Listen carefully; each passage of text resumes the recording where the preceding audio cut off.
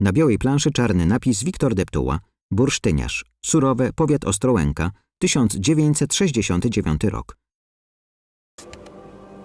Kobiety w kościele na mszy. Władysław Karol Wójcicki pisał w 1841 roku w orędowniku naukowym. Kurpie w okolicach Myszeńca tak zręcznie, nie używając innego narzędzia jak proste kółko do przędzenia, z brył bursztynowych umieją wyrabiać piękne sztuki do fajek, perełki, filiżanki i tym podobne, że i tokarza nie potrzeba. Zbliżenie na medalion z bursztynu z wyrzeźbionym Jezusem ukrzyżowanym. Wiktor Deptuła, ostatni z bursztyniarzy kurpiowskich, pracuje tak jak jego dziadowie. Surowiec czerpie z niewielkich odkrywek, kopanych w jemu tylko znanych miejscach. Czasem przekopuje powtórnie hałdy na dawnych wyrobiskach bursztyniarskich. Miejsca, gdzie spodziewa się znaleźć bursztyn, sprawdza, kopiąc sondażowe doły. Po kolorze i kolejności warstw podglebia rozpoznaje miejsca bursztynodajne. Wtedy przystępuje do kopania systematycznego. Kierunek kopania wyznaczają znalezione bryłki bursztynu. Ułożone są bowiem smugami prowadzącymi niekiedy do skupiska dużych brył. Czarne ubłocone bryłki odróżnia wprawne oko Deptuły. Rezultat poszukiwań bywa rozmaity. Na ogół jednak ostatniemu z bursztyniarzy nie brakuje surowca. Las. Deptuła znajduje w wykopanych dołach bryłki bursztynu, pakuje je do materiałowego worka, wraca do domu, dziarsko maszeruje, opierając łopatę o ramię. Bursztyniarz znosi po schodach drewniany kołowrotek. Przygotowanie do pracy nie trwa długo. W kącie kuchni przy oknie Deptuła organizuje warsztat. Przesypuje znalezione bryłki do sita. Przystępując do wykonania sznura bursztynowych paciorków, trzeba najpierw wybrać odpowiednią ilość bryłek właściwego koloru i stosownej wielkości.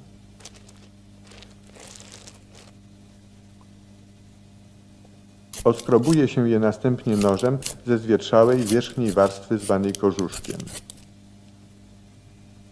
Deptuła rozcina dużą bryłkę za pomocą piły.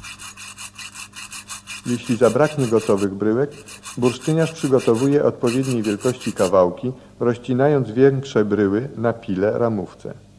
Ta prosta czynność wymaga jednak wprawy. Bursztyn łatwo pęka.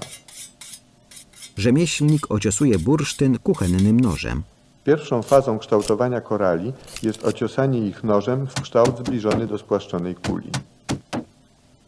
Deptuła montuje kołowrotek, wkłada szpulę. Nieco zmodyfikowany kołowrotek przędzalniczy pełni funkcję zarazem wiertarki i tokarny. W szpuli kołowrotka bursztyniarz osadza oprawione w kołeczek wiertło o dwóch krawędziach tnących, rozszerzających się nieznacznie, tak, że powstający otwór ma kształt stożkowaty. Pasuje on ściśle do stożkowatego pręcika, na którym osadza się korale w celu obtoczenia.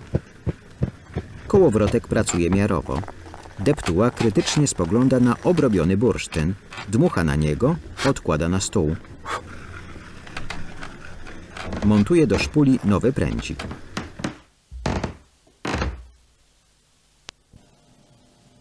Istotnym momentem w przygotowaniu kołowrotka jest precyzyjne założenie pręcika, tak aby oś obrotów zgadzała się z osią narzędzia. Uchwyconą oś obrotów bursztyniarz utrzymuje i kontroluje, podpierając ostrze narzędzia palcami dłoni, opartych dla pewności o kolana. W ten sposób wprawnymi, automatycznymi gestami rekompensuje nie najlepsze, choć tradycyjne rozwiązanie osadzenia narzędzi w szpuli kołowrotka bursztyniarskiego. Funkcję noża tokarskiego pełnią odłamki szkła. Najlepsze jest szkło z kloszy lamp naftowych. Stępioną krawędź łatwo jest odłamać, uzyskując nową, ostrą. Rzemieślnik używa kawałka szkła jak noża, szlifując bursztynową bryłkę osadzoną na pręcie obracającego się kołowrota. Pracuje w skupieniu. Deptuła to szczupły, ciemnowłosy mężczyzna po 50. Ma gładko ogoloną, pociągłą twarz.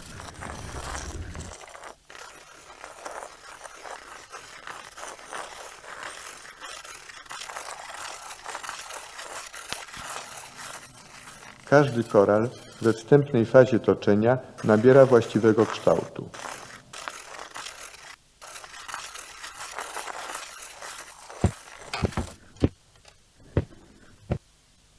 Deptuła zakłada okulary, kontynuuje toczenie koralików.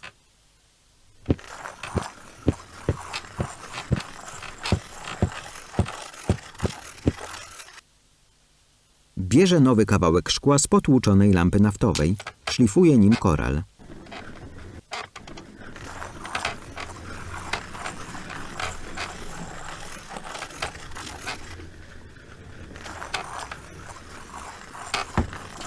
Potem pod powolnym, precyzyjnym ruchem szkiełka uzyskuje ostatni szlif. Polerowanie nie jest już potrzebne. Bursztyniarz szlifuje dokładnie koralik szkiełkiem.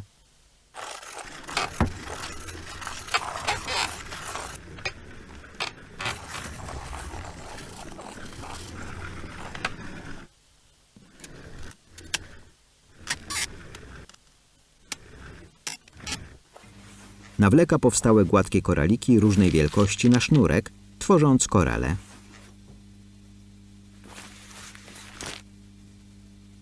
Naprzeciw niego przy stole siedzi kobieta. Pomaga rzemieślnikowi nawlekać koraliki. Zadowolony rzemieślnik podnosi gotowe korale. Kładzie je na bryłkach surowego bursztynu.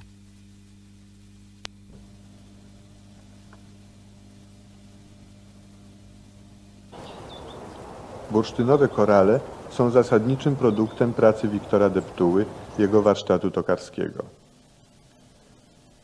Niekiedy na zamówienie wykonuje on bursztynowe różańce z rzeźbionym krucyfiksem, stanowiącym analogię do wykonywanych niegdyś medalionów w formie liścia o ząbkowanych brzegach z półpełną rzeźbą ukrzyżowanego Chrystusa, zawieszanych przy sznurach korali. Paciorki do różańca toczy się podobnie jak korale. Krucyfiks z wybranej płaskiej bryły bursztynu, po pobieżnym zaznaczeniu jego konturu, wycina się ostrożnie na pile. Bursztyniarz wycina krzyż z kawałka bursztynu. Obrabia dużą bryłę.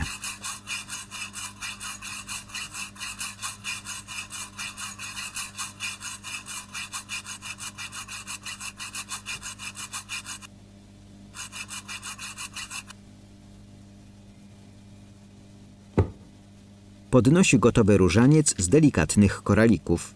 Mocuje do niego wyrzeźbiony krucyfiks. Dłuto rzeźbiarskie, wykonane ze starego pilnika lub pręta od kosy, ostrzy bursztyniarz na kołowrotku zamienionym tym razem w szlifierkę.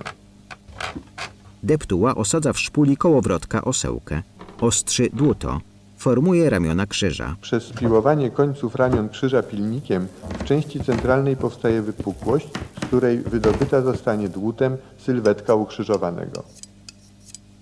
Rzeźbi sylwetkę ukrzyżowanego Jezusa.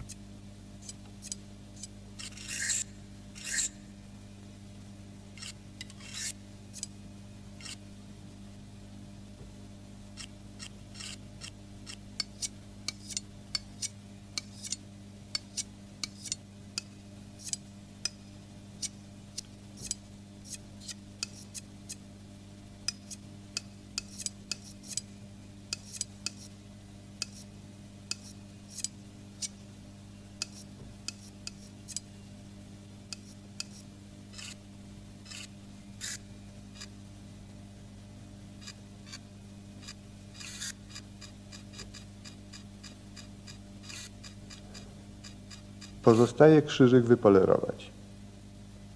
Najpierw na zwilżonej wodą osełce. Pociera szybko krzyżyk o osełkę.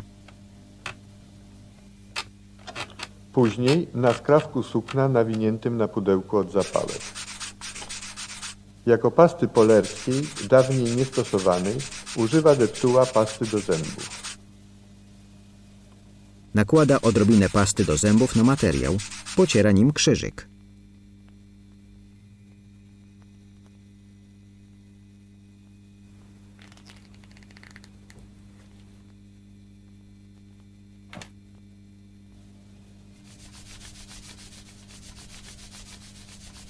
Tak pracuje Wiktor Deptuła bursztyniarz. Bursztynowe opiłki i wióry zbiera skrzętnie i oddaje proboszczowi w czarni na kadzidło. Tak jak robili jego dziadowie.